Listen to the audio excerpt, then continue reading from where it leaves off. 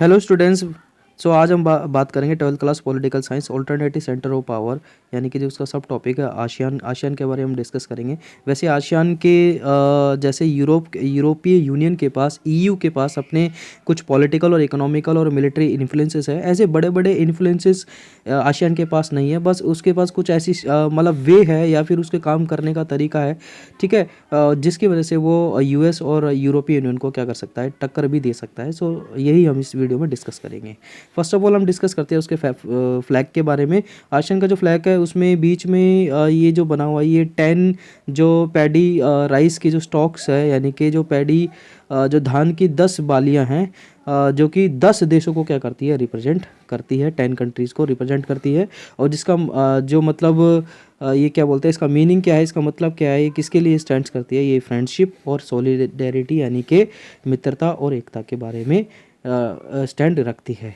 यहीं अगर हम उसके मैप की बात करें तो मैप में यहाँ बच्चों हम देखेंगे तो जहाँ पे मैंने नंबर्स लिखे हुए हैं ये उसके न्यू मेंबर है, ठीक है। न्यू मेंबर में जैसे लाओस है 1997, वियतनाम है 1995, देन ये जो दारुसलेम है 1984, और 1997 में म्यांमार है और कंबोडिया है 1999 में। और जो उसके फाउंडर मेंबर है उसमें थाईलैंड हो गया, ठीक है, फिलीपींस हो गया, मलेशिया हो गया, सिंगापुर हो गया, और एक ही इसके नीचे क्या होगा, इंडोनेशिया भी इसका क्या है, फाउंडर मेंबर है, ठीक है।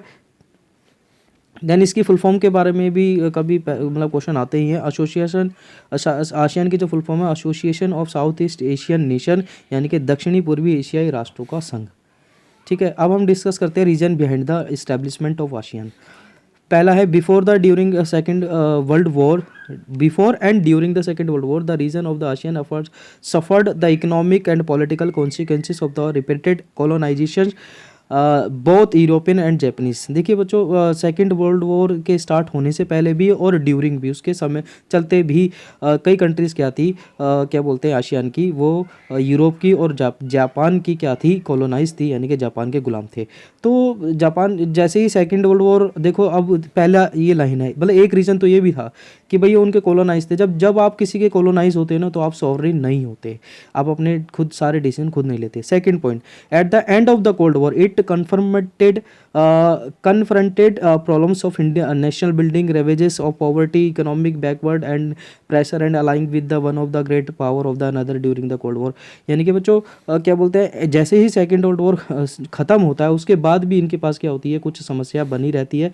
बच्चे यहाँ पे हिंदी में भी इसको देख सकते हैं, हिंदी वाले बच्चे इसको स्क्रीनशॉट करके बाद में नोट्स बना सकते हैं। बच्चों ये नोट्स जो मैं आपके बनाता हूँ, एनसीईआरटी की बुक में इसे ही बनाता हूँ, तो आपको बार बार बुक में देखने की ज़रूरत नहीं है, आप ब्रीफली इसको लिख सकते हैं डायरेक्टली, ठीक है। तो सेकंड वाले में बोला कि जैसे ही युद्ध सेकेंड वर्ल्ड वॉर ख़त्म होता है तो उनको बच्चों जैसे गरीबी का सामना करना पड़ता है, ठीक है, आर्थिक पिछड़ेपन का सामना करना पड़ता है, ठीक है। और शीत युद्ध के दौरान उनको ना उनके ऊपर एक प्रेशर डाला जाता है, यानी कि कोल्ड वॉर के टाइम में उनके पास क्या डाला जाता है, प्रेशर डाला जाता है कि भैया आप किसी अलाइंस के अंदर क्या करो, मतलब जुड़ जाओ, ठीक है। मतलब प्रेशर डाला यानी कि अमेरिका की तरफ से भी डाला जाता है और यूएसएसआर की तरफ से भी डाला जाता है।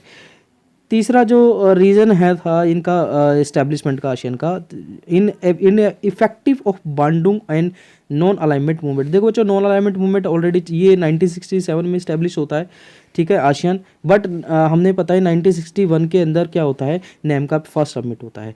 बट नैम का अभी इतना है ना, वो नहीं हुआ है इंटरनेशनली कि वो पूरे वर्ल्ड पे इफेक्ट डाल सके, ठीक है। तो इनको इनको लगा कि भाई इन इफेक्टिव, यानी कि जो बांडुंग कॉन्फ्रेंस 1995 में होता है वो, और नॉन अलाइनमेंट मूवमेंट जो है ना, ये इन इफेक्टिव, तो इतना इफेक्ट इनके ऊपर, इन कंट्रीज़ के ऊपर नहीं डाल रहे थे, जिसकी वजह से अपना बिजनेस या अपना डेवलपमेंट कर सके। तो इसी वजह से इन्होंने क्या करा, hence the south east Asia nations short to alternative establishment the association, यानी उन्हें एक विकल्प के रूप में, यानी कि नॉन अलाइनमेंट मूवमेंट और बांडुंग कॉन्फ्रेंस के विकल्प के रूप में क्या करा इन्होंने, आसियान की 1967 में बैंकॉक कॉन्फ्रेंस, जो बैंकॉक जो ये होता है, यहाँ पे देखेंगे बच्चों, क्या बोलते हैं, बैंकॉक, ये देख रहा होगा आपको, बैंकॉक डिक्लेरेशन के तहत क्या करते हैं, इसकी इस्टेब्लिशमेंट होती है, तो ये कुछ रीजन थे आसियान की स्टैब्लिशमेंट के पीछे।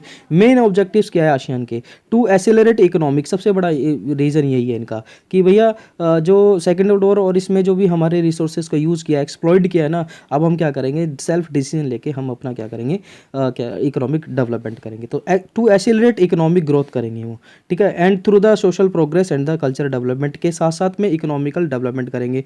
सेकेंड, हिंदी वाले बच्चे भी रोक कर स्क्रीनशॉट लेके देख सकते हैं। सेकेंडरी ऑब्जेक्टिव, दूसरा ऑब्जेक्टिव क्या है जो सेकेंडरी है, ठीक है, to promote regional peace and stability based on the rule of the law principle of the UN charter. यानी कि यूएन चार्टर के अंदर जो बातें बोली गई है पीस को, लेकिन उस पीस को लेकर वही सब क्या करेंगे ही इम्प्लीमेंट करेंगे, ठीक है। ASEAN countries have to celebrated what was the become known as the ASEAN way as a form of interactions what is informal non conferment टेस्निस्ट and cooperative.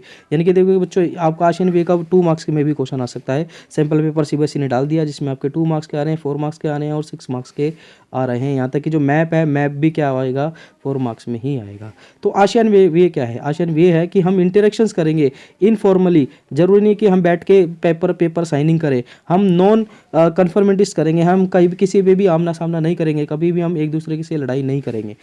For the respect for national sovereignty to the critical to the functionings of the ASEAN. यानी कि हम कोशिश करेंगे कि हम सभी देशों की जो सॉवरेनिटी है उसका क्या करें, सम्मान करें, सभी देशों की संप्रभुता का सम्मान कर सके।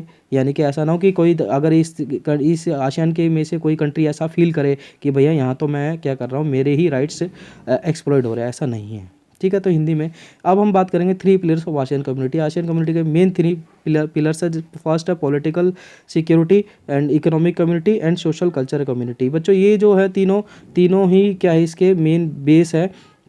एक एक करके हम इसको डिस्कस करते हैं।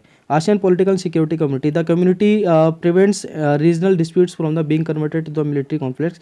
यानी कि इस क्या कह रही है कि जो भी डिस्प्यूट्स होंगे, हमारे झगड़े जो होंगे, वो हम क्या करेंगे, उनको मिलिट्री कॉन्फ्लिक्ट्स में कन्वर्ट नहीं होने देंगे, मतलब हम लड़ाई पे नहीं आएंगे, बातचीत करेंगे। और 2003 से ही several had the agreements in which place to member of states promise to uphold the peace neutrality. यानी कि 2003 से ही क्या हो चुका है, क्या बोलते हैं, एक ऐसे एग्रीमेंट हो चुके हैं जो कि हम क्या करेंगे, पीस न्यूट्रलिटी करेंगे। न्यूट्रलिटी का मतलब है, मतलब हम एग्रेशन नहीं होंगे, कोऑपरेशंस करेंगे, interference and respect to national differences, और हम नेशनल डिफरेंसेस को भी क्या करेंगे, रिस्पेक्ट करेंगे, ठीक है। द आसियान रीजनल फोरम, सबसे बड़ी बात है बच्चों, ये आसियान रीजनल जो फोरम है ना, ये पॉलिटिकल एंड सिक्योरिटी में ही आता है। Was establish in 1994। The organisation करता क्या है ये, 1994 is the organisation out of the, देखेंगे यहाँ पे, coordination of the security of the foreign policy. यानी कि सभी देशों के बीच में सिक्योरिटी और फॉरेन पॉलिसी को लेकर क्या करता है, कोऑर्डिनेशन करता है, जिसका नाम क्या है, क्या बोलते हैं, आसियान रीजनल फोरम, ठीक है। आसियान मिनिस्ट्रियल होते हैं, यानी कि मीटिंग्स भी होती हैं इनकी। आसियान रीजनल फोरम यही है जो क्या करता है, सिक्योरिटी एंड फॉरेन पॉलिसीज़ में क्या कर रहा है, कोऑर्डिनेशन करने के लिए बनाया है ये।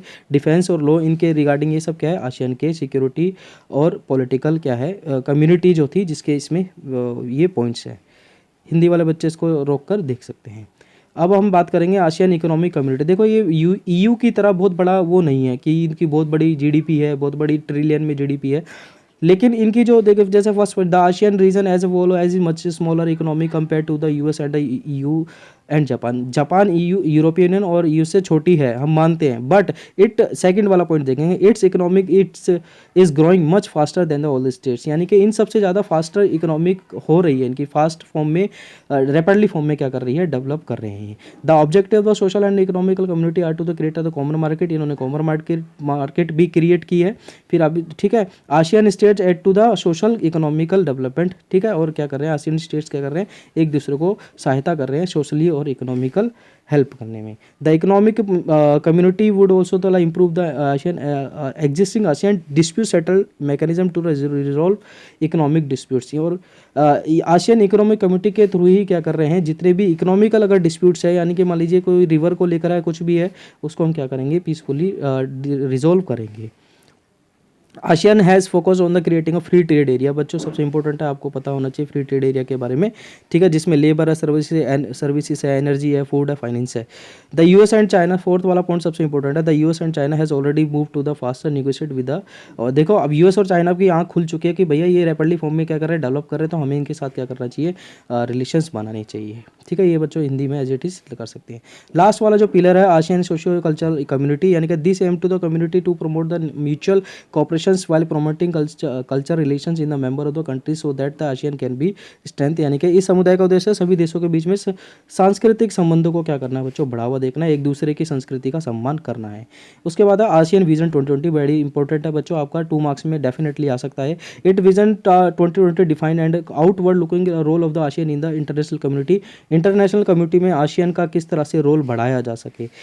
फर्स्ट पॉइंट है the builds on the existing Asian policy to encourage the negotiation over the conflicts on the region, यानी कि कोई भी अगर आसियान की पॉलिसी है कि इंकरेज करना है नेगोशिएशन, बातचीत करनी है। नेगोशिएशन का मतलब क्या होता है बच्चों, बातचीत करना होता है। हिंदी वाले बच्चे यहाँ पर आराम से देख सकते हैं, ये लिखा है ना यहाँ पे बातचीत करना।